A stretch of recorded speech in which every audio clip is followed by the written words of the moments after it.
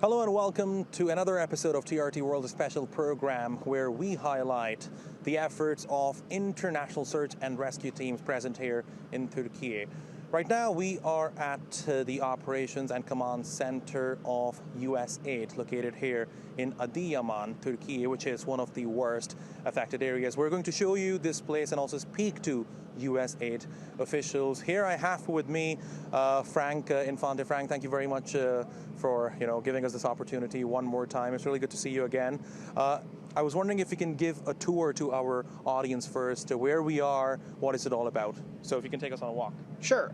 We're at what we call our BOO, or base of operation, and it is kind of the hub where all our operations come from.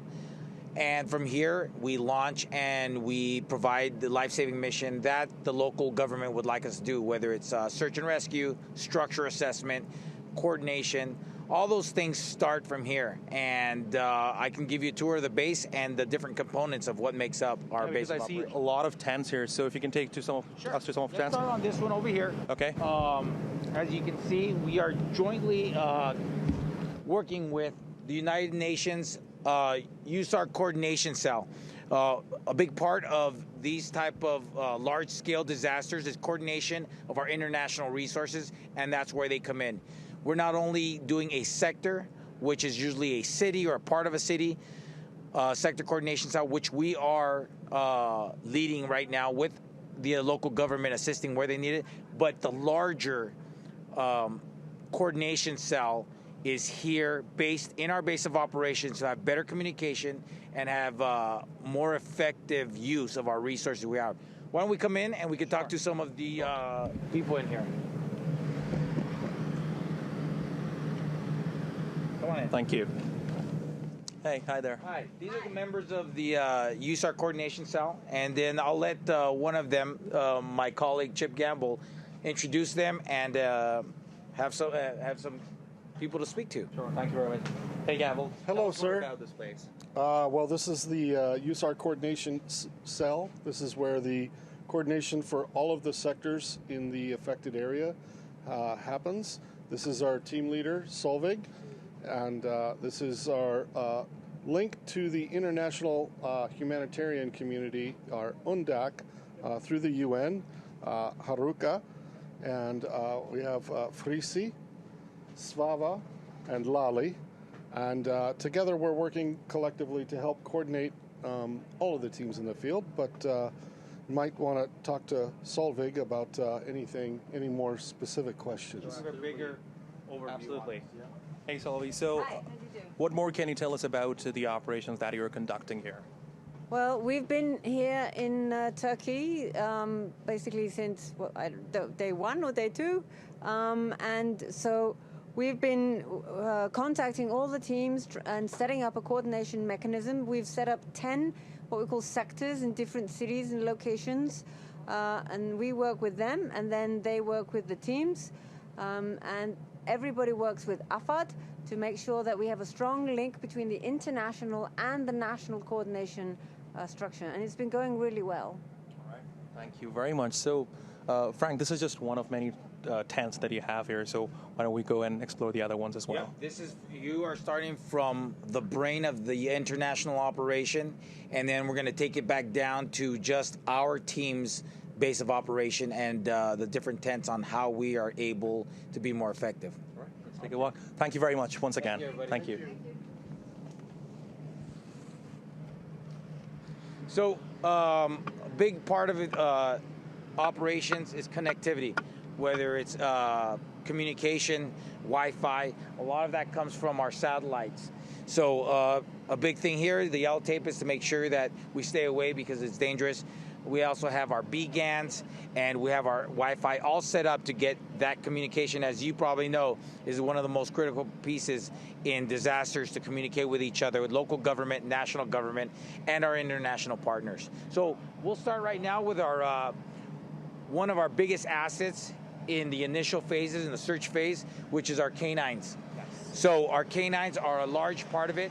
They've been working tirelessly on the piles, and some of them have started getting injured just from the repeated work that they're doing on these rubble piles. And we've had some minor injuries, but it has not stopped them. They live to do this. And I'm going to take you into the tent where we keep them and their handlers. The handler is usually the person that owns the dog, and they work side by side as one unit. Wow, you know, and I always say these dogs, these canines, are the unspoken heroes. They play such a crucial role in all these rescue and search operations after you. All right, come on in. Okay, so right now we are going to a tent where the USAID officials basically keep their canine dogs. All right. Come on, these are our canine handlers. There's JP Helsebeck and his dog, Bond. This is Bond. Hey. Finish. Wait. This is Bond. Bond's one of the 6 dogs that we bring. As you can see, they are highly energetic and have lots of energy. That's really good for jumping around on the piles and being able to search and find people. The dogs have been hard at work over the last several days searching for people, and they deserve a good rest every once in a while. And yeah, the dogs are absolutely amazing. He is, and he's also very cute. Hey, Bond. Thank you very much for the work that you're doing here in Turkey. So he's just one of the many canines that you have. Bob George is another handler with his dog Shadow, and Jake Armendariz with his dog Clancy, and Corey with Diva. I got Diva.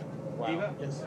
And as I stated, you know what? Just like us, you know, the dogs physically, mentally, they're challenged, and we've had some injuries. They need to rest. Yep, and we've had some injuries. And fortunate for us, the medical tent will be going in later. The doctors and our paramedics are trained in emergency canine veterinary medicine to treat the injuries from minor to serious ones, but it hasn't stopped the dogs. And as far as how the injuries, you know, will it stop the dogs? It's best to ask one of the handlers here, you know, what happens when one of the dogs gets injured. Absolutely, we'd love to. So, yeah, what happens when they get injured, and how important is it for them to rest? So if they get injured, obviously the handler, and we usually have 2 out there, we're going to take care of the dog first. We'll make sure we get him back here. We'll get him checked with the vet, and then the best thing is to get him rest. And so far, we've been lucky. We've only had minor injuries, and the dogs have all performed really well. Thank you very much, and thanks to all the canine dogs that you have here. They live for this, so you know they live for this, and I think all the handlers can attest to it that the dogs, it's a passion for them. Yeah, they wouldn't want to do anything else. Thank you. Thank you very much. All right. Thank you, folks. Thanks a lot. Appreciate it. So, yeah, you know, I think it's also important for our audience to know that it's very important for these canines to rest because at times, you know, we only care about human beings, but we forget that these animals also have a heart, they have a brain, they have a body, and, you know, it gets tired. They do. And one of the other things is they always, you know, when their paws start getting raw or they start getting cuts, you know, one of the first questions is, why don't you put boots or some type of shoes on the dogs? Well, it doesn't work because they lose their dexterity. So if they start slipping and they slip on concrete and they're not able to catch themselves, the trauma and the injuries could even be worse because now they don't have the ability to have the balance and the agility that they need. So that's one of the biggest and the number one question that comes up. Then why don't you put shoes on them?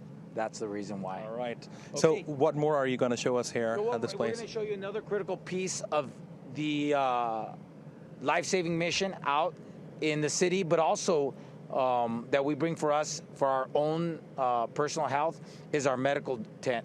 Our doctors are emergency room doctors from the United States, highly trained, working in some of the busiest hospitals in Southern California.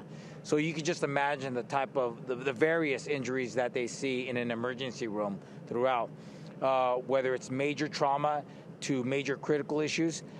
They are highly trained. With them work our paramedics, and they're here to take care. And like I said, they're here to take care of the dogs. They're also trained in veterinary medicine, emergency canine, for emergency canine issues. Let's walk in. Sure, let's go. So this is the medical tent. This is the medical tent. This is where they stay, but it's also our treatment area. I have Dr. Patel and Dr. Whitfield, and they can give you more Jaffar. on our capacities. Hey. Really nice to meet you. Nice meeting you. And we'll have Dr. Whitfield could give you more on the capacities and the things they can do for us, and also the things they can do for the citizens out in the city. Absolutely. Hi. Yes, what more can you tell us? Yes, this is our medical facility here, and so we set it up with the capability to have ICU care so that we can do immediate stabilization of any injured patients or anyone with critical needs.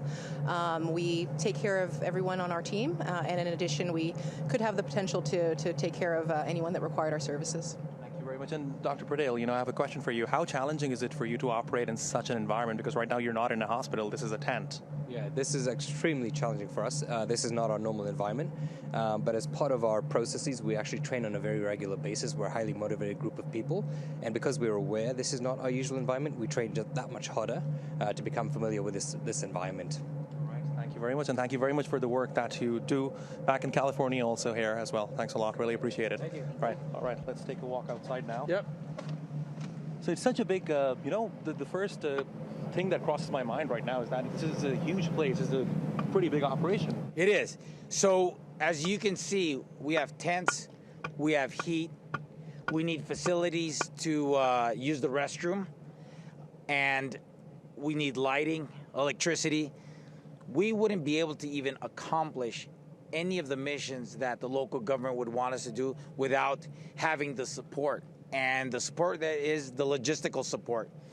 So our logistics manager and the logistics to bring 77 people, 150 here with all these tents and the ability to be self-sufficient for 3 weeks is a monumental task. And I'm going to introduce you to the two people that make sure that this happens for all of us. So we'll go over here and we'll talk to our logistics managers, and they can give you more on how this happens and the things that need to be done to keep all of us in the ability to work in these austere conditions. So this is the command center. This is the command center, and I'm going to introduce you to the leadership here that makes the decisions and makes sure that we stay safe. So we'll start with Brad Weissop. He's our technical information specialist. Anthony Bazzario, one of our plans managers for USAID Search and Rescue. Michael Goodshow, also another plans manager. And leading this operation for USAID Search and Rescue is Task Force Leader Brian Wells. We have our medical doctors, which are our medical team managers, Dr. Bosin, Dr. Patel, and as we stated before, none of this would be here. We wouldn't even be able to function without our logistics managers, logistic manager Bradley and logistic manager Robbie Metro. All right, thank you very much. You're Folks, I have a lot of questions for you. Bradley, you were doing the logistics here, right? And Frank just gave me a tour of this place. This is a huge operation. How do you manage logistics here?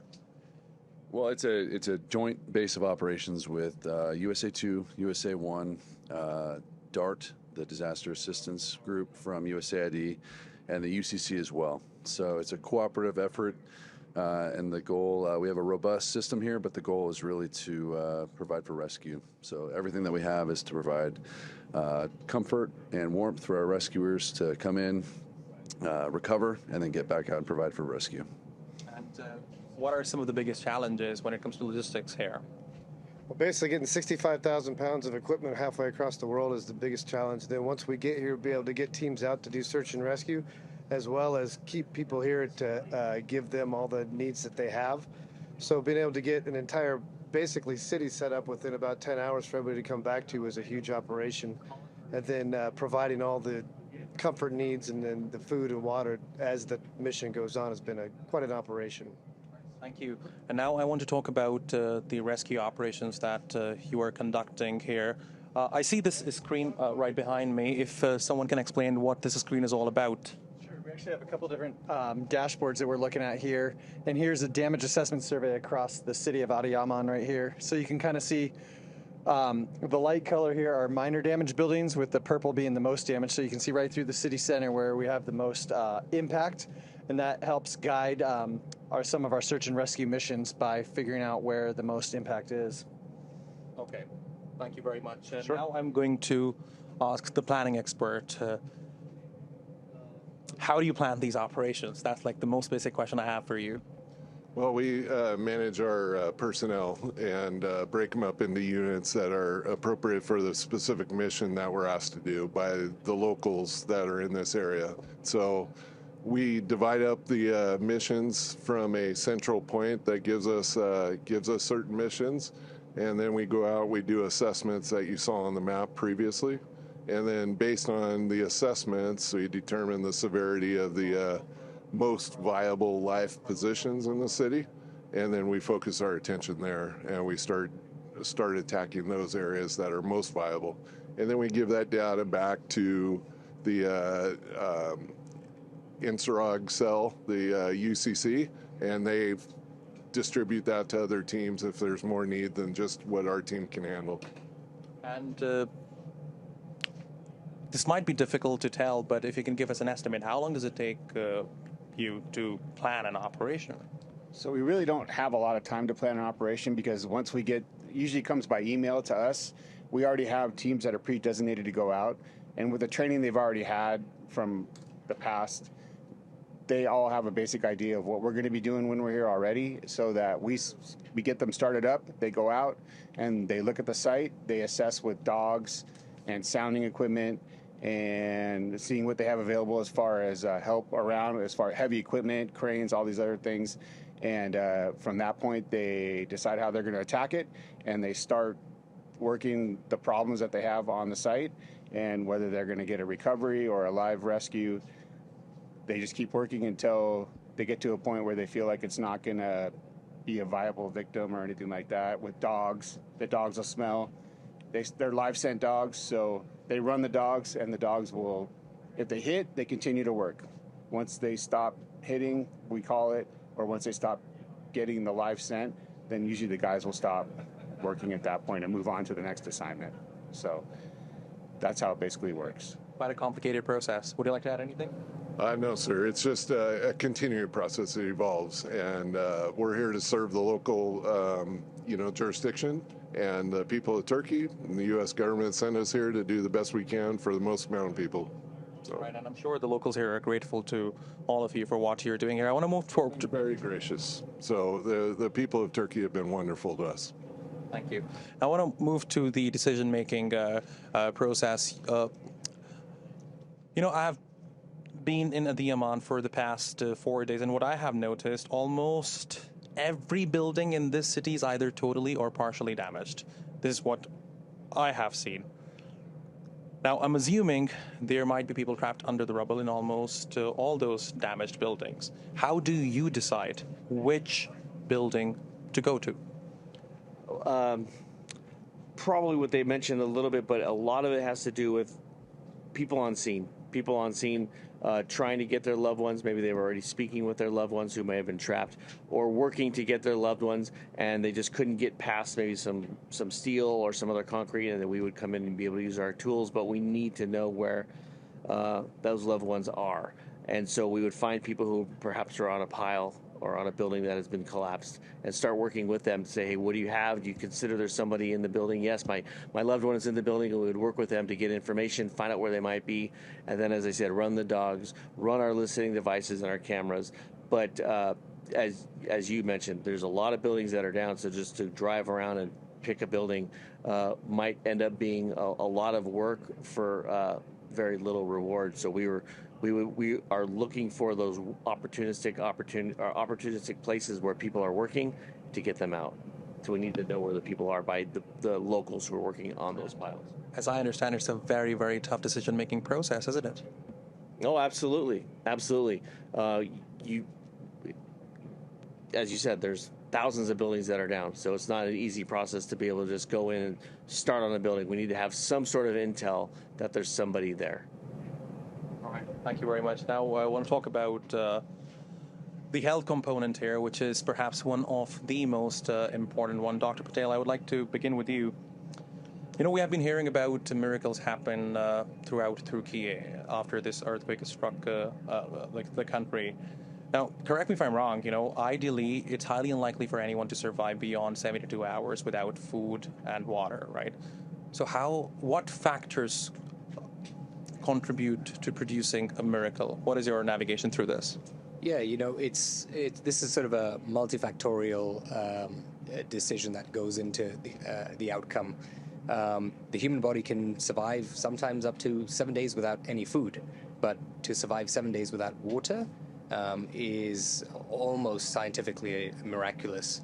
And so when you look at these these survivors who are coming out this many hours out from the initial event, it's a combination of a number of things. The conditions under which they were trapped that prevented them from freezing to death, from dehydrating to the point of their kidneys failing, from making sure that these people don't have underlying medical conditions that would have made it very hard for them to survive. And this is, extreme circumstances like this highlight some sort of the boundaries, the sort of extreme boundaries that the human condition exists within. So it's a complicated answer. It is possible scientifically. I would agree. It is possible. And I think our idea of what is possible continues to evolve as we understand the body more. But highly unlikely. Extremely unlikely, unfortunately.